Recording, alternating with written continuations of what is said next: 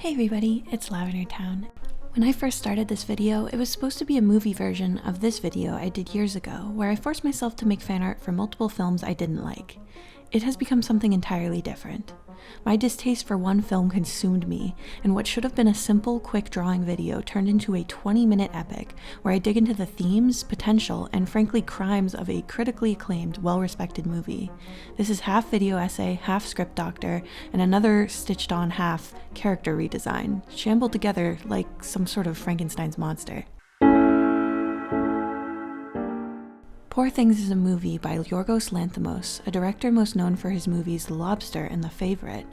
The trailer painted it as a quirky, sexy, gothic Frankenstein reimagining, and the critics described it as wondrous and a feminist retelling of Frankenstein. I was excited to see it, as I love Mary Shelley's original work and I like heavily stylized movies. I also knew it was up for 11 Academy Awards and had already won the Golden Globe for Best Picture in its category. When I came out of the theater, I was mostly sort of disappointed. It wasn't until I really started thinking about the implications and the exact events of the film that a pit started to form in my stomach.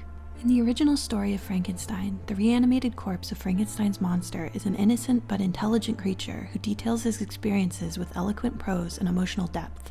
He is ostracized because of his appearance. It is clear by looking at him that he is an unnatural, undead being. People find him disgusting. This is a large part of what Frankenstein is about. It's also important to note that Mary Shelley herself may have had additional understanding about the horror and danger of biological creation, as her mother died from birth complications 10 days after giving birth to her. And then she herself, later on, ended up having a miscarriage that caused her to nearly die of blood loss. In her journals, she details a dream she had, that her baby was born dead but was brought back to life in front of the warmth of a fire. The idea that her novel is a way for all people to understand the fear and horror of childbirth is easy to argue. In that sense, Frankenstein itself is already the feminist Frankenstein. But okay, for the sake of the video, let's look at this feminist version that Yorgos Lanthimos has dreamed up. The movie begins with a woman in a blue dress jumping to her death off a bridge. We eventually come to discover that the reason she has done this is because her abusive husband was forcing her to have a baby against her will. Unfortunately for her, Dr. Godwin finds her and decides to put her baby's brain inside her body so that the baby may live. Thus, the story begins with a literal newborn baby operating the body of a woman. Unlike Frankenstein's monster, the only physical evidence of her violent bodily death is a tiny scar on the back of her head. This female version of Frankenstein's monster is, in many ways, the full opposite to her male counterpart. In this movie, they decide to portray Frankenstein's monster as a thin, conventionally attractive woman with smooth skin, a symmetrical face, and the mental capacity of a baby, while Godwin, her talented creator, has all the scars, missing organs, and grotesque bodily damage. If she can't even eat food or walk properly, who is perfectly shaving her legs and armpits every day, and why? This may seem like a nitpick, but in this story, details like this are actually incredibly important. I'll get into the reason for that later in the video. All you need to know now is that every man she comes across is attracted to her. Even the male lead, who will end up being the guy she chooses to be with, is commenting on her looks, even as she is barely able to speak or walk. He decides he wants to marry her before she is cognitively able to put a sentence together. It is clear in the story that she agrees to this before she even really knows what it means. This does not bother him. She is first taken away, though, by a random playboy who she wants to go on an adventure with. Despite her creator and this man physically restraining her when she wanted to go outside and get ice cream, they decide to relent in this case. This is where the movie, I think, really lost me. The entire rest of the story involves a variety of men, on and off screen, sleeping with her. She baby talks and is easily manipulated. Men trick her into letting them put their hands on her by asking her where her skin is the softest, for example. I think that some of these critics and reviewers are interpreting the fact that she isn't monogamous in her relationships as her being a sexually liberated woman. But the reason she isn't monogamous isn't because she really thought out what she wants, or that's what would truly make her happy. It's because she doesn't even know what a relationship is. She doesn't know not to eat too many pastries, so she eats so many that she throws up. Despite appearances, she's still a baby. She still actually does need protection from adults, but when Godwin or her new fiancé try to stop her from going into the world with this creep, it's framed as men trying to control her. On a later leg of the trip, she ends up seeing human suffering for the first time in the form of a surreal pit where poor people just kind of go to die, I guess. There's 1 millisecond where it seems like the movie is going to talk about class or poverty. Don't worry, this will be completely forgotten. She is very upset and takes all of this creep's money and gives it away. She ends up penniless and abandoned by the guy she was traveling with, so she walks into the nearest brothel and becomes a prostitute. At this point, I saw some people walk out of the theater. At home, we see what is going on, that Godwin has already replaced her with another lobotomized woman with a baby's brain. She is even wearing Bella's same dress. We see her finger painting on the walls and being unable to catch a ball. She is nonverbal. Now, I thought for sure that the reason we had another one was so that Bella, now able to read and communicate at an adult level, would see how the adults around her saw her at the beginning of the movie.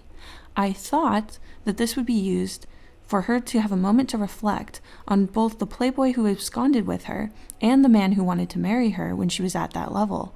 I thought that the movie was actually going to have something to say about that. I haven't seen that concept addressed much in film. Well, unfortunately, I still haven't. This movie was just not interested in it. Eventually, she has enough money to go home, and she does, as she has heard that Godwin is dying. By the time she returns, he's in bad shape, and though she knows now about how she was created, and she is rightfully angry about it, the narrative has created a situation where she doesn't even get to express that anger on screen, because he's dying. Instead, they just sort of lamely talk around it for a minute, and then the moral implications of what he's done and continued to do when she left are dropped for the rest of the film. She goes on a walk with this loser, and he says she doesn't have to marry him if she still doesn't want to, since she was quote-unquote much younger then. They never have a conversation about why a grown adult scientist wanted to marry her when she was internally a toddler. The movie has no thoughts about this. Instead, we see him reassure her that even though she's been in a brothel, he would still want her. How romantic. At the end, she's about to marry this man, but the marriage is stopped by the husband of the woman who died at the start of the movie. Bella decides to go back to his home and find out more about her mother. He is basically an absurd caricature of an evil, controlling husband, saying her role is to have a baby for him, and that she can never escape him. He plots to circumcise her, and so she disarms him with brute force and drags him back to her house unconscious. Her future husband suggests that they don't stop him from bleeding to death, but she seems to show compassion, insisting that they save his life. However, apparently this was completely fake, because the final scene of the movie is her with her husband, her girlfriend from the brothel, and this man crawling around in the garden eating grass because she gave him a goat's brain. She is lounging in a lawn chair drinking wine, and the curtain closes on what I can only imagine was supposed to feel like a good-for-her ending. Okay, so let's talk about the problems I had with Poor Things.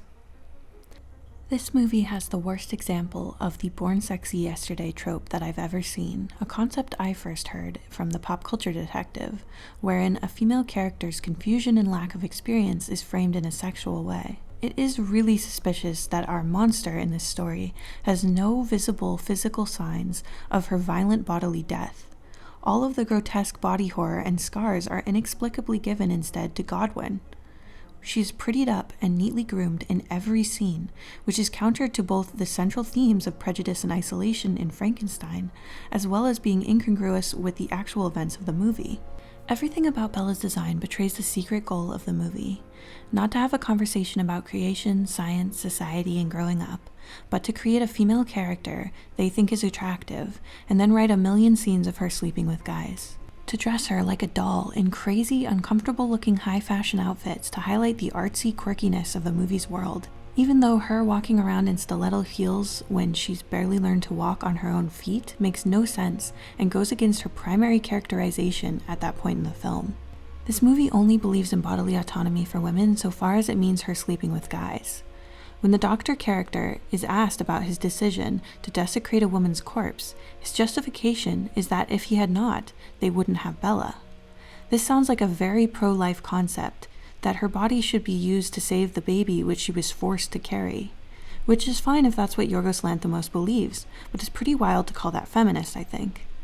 The only consistent themes I could detect in this movie was that it's bad to try to control your girlfriend or wife and tell her what to do, and that you shouldn't shame women for being promiscuous. These are fine enough concepts, but these ideas feel more suited to the moral of a teen drama rather than an artsy award-winning movie. It's definitely not on the level of the concepts in a novel like Frankenstein.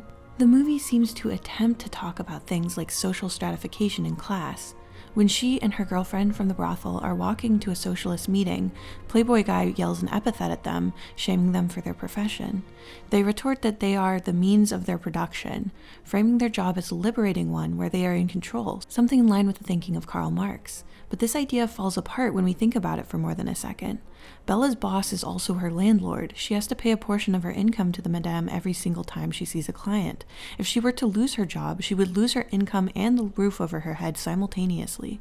When she comes to the madame and asks her if she could choose her clients instead of having to go with whoever picks her, she is shut down. When she confides in the madame that she's feeling empty and depressed about the world in general as a result of her time there, the madame says she shouldn't quit since she will be old and used up soon, and she should make this money while she can, and furthermore that being sad and uncomfortable makes you interesting. Now, I actually think, especially in the realm of sci-fi and fantasy, that you can have a character who does this kind of work and genuinely is in this liberating position that they pretend to present in the movie. Inara from Firefly is in the same business that Bella is, but she owns the place where she works and lives, chooses her clients herself, and has the right to end her contract at any time if she feels like she's being disrespected. She also is, importantly, a full-grown woman. There is nothing baby-like about her. She can do this work without being taken advantage of because she is armed with information and experience. She could have selected other jobs if she wanted to because she has many different skills and an education, and she selected the job of companion because it suited her, not because she had no money in a foreign place and lacked the basic life skills to talk to customers or use a cash register. In interviews, Lanthimos and Emma Stone suggest that this story is about creating a female character who's unburdened by shame, but her presentation to the audience maintains all the benefits that societal shame offers the male gaze. She isn't unburdened by shame in a way that would make her icky to someone in our world and our time. Shaving and waxing off your body hair is a daily practice that is closely intertwined with the female experience of social shame. She also never gets her period, never has trouble with accidental pregnancy or disease, and she doesn't gain weight, even when she goes from having her diet selected by her parent to total freedom to eat large amounts of sweets whenever she wants. Worse than all of that, the supposedly liberated, shameless experiences that the movie is interested in are front-loaded.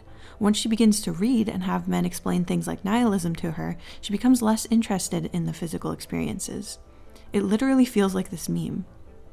So even in the most generous interpretation, where, like the critics, you see her physical encounters as something joyful and positive, why do they become more and more infrequent on the screen as she becomes an actual adult? What is the message there? Now, you guys know on this channel, I don't like to just criticize things without any suggestion of how they could be better. So now I'm going to try to redesign Bella and talk about how this movie could have engaged with its themes in a less gross way. So the first thing I'm going to change is the complete lack of evidence of her death on her design. Since the body she's living in has already died from a fall, I would expect there to be some damage on her.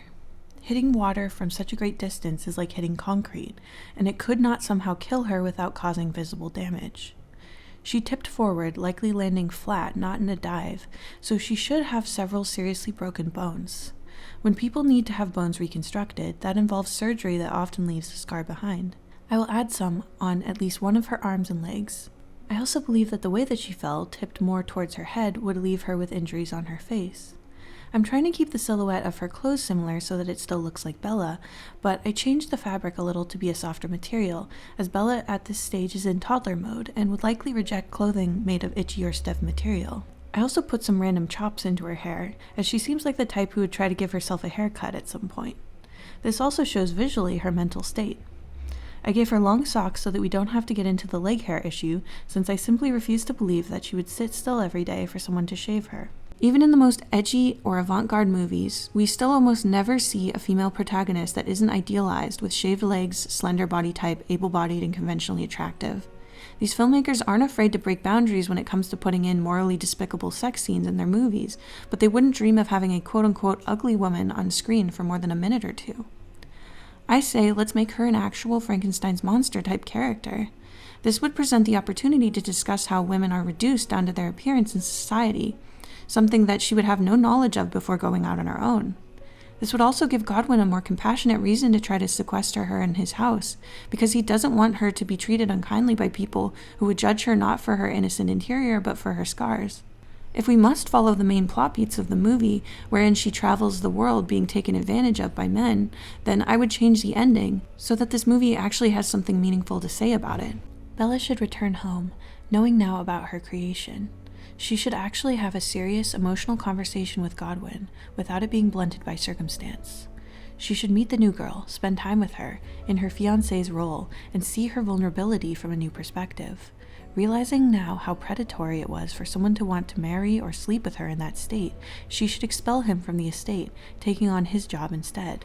When Godwin does pass away, she inherits his estate and supports herself and her new charge by taking up his practice. She falls into the role as a proper guardian for the baby, giving her both freedom and information, teaching her about the world before abandoning her in it. She gives this monster the childhood that was stolen from her by predatory men of all types, and she pays to have a grave marker placed for her mother, a woman whose death and body was given no respect by anyone else in the film.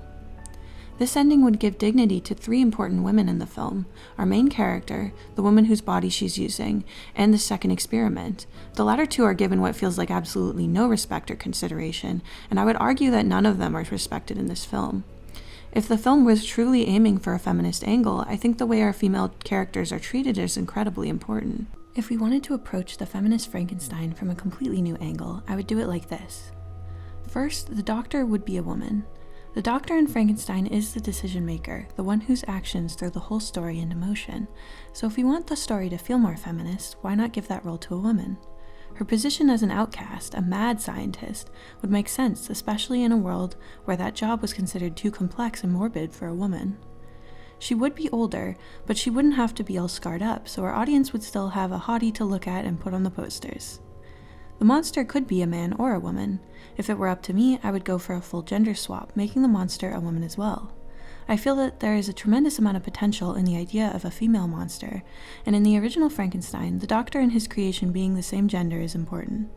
In the original story of Frankenstein, the doctor abandons his creation in horror, but I do like the parental angle for a modern retelling, so instead, I think the monster should be an attempted resurrection of the doctor's actual daughter. The creation of the monster is an act of love, an endless determination and dedication to her child, pushing her scientific limits to try to escape grief. Her daughter has died suddenly of a terrible fall. She manages to breathe life back into her daughter's body, having replaced many parts of her, but quickly it becomes clear that the creature she has created is not her daughter, she's a new soul. In her sorrow, she could reject the new child at first, but over the course of her reluctant care for her, she finds a way out of her grief, learning to love and cherish her, not as a replacement, but as an individual and a human being. If you really wanted to add a sexy angle, I say let's yassify Igor, make a really hot, morally dubious grave robber assistant who can have lots of steamy, weird, artsy scenes with the doctor. Late nights out digging up graves, making out over the blueprints, you get the idea. They're work colleagues who share dark and twisted secrets, so it would be fun to see them develop feelings for each other and fall into a romantic entanglement, all the while they're doing crimes against nature in the dungeon. Because they're both unmarried women, they both ended up in societally unacceptable jobs, and they understand each other. All 3 characters are outcasts, so by the end, they could form a fun, unexpected family. The monster, her new daughter, would be designed to look truly frightening at first glance. I think it's straight up cowardly to ignore this part of the Frankenstein story just because the monster in this case is female. There are many people in this world who do not fit the beauty standard perfectly, who have scars, facial asymmetry, and other physical differences who deserve to have characters who reflect them and still be valued and important.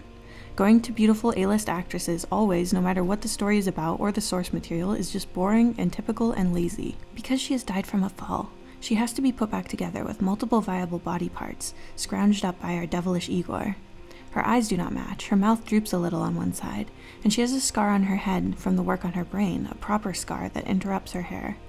Not everything works perfectly. She's partially deaf and her vision isn't perfect. Her fingers don't move perfectly, and she gets tired out quickly. I think this is more realistic than a perfectly graceful and able-bodied reanimated character. Even living people have some limitations after major surgery, after all.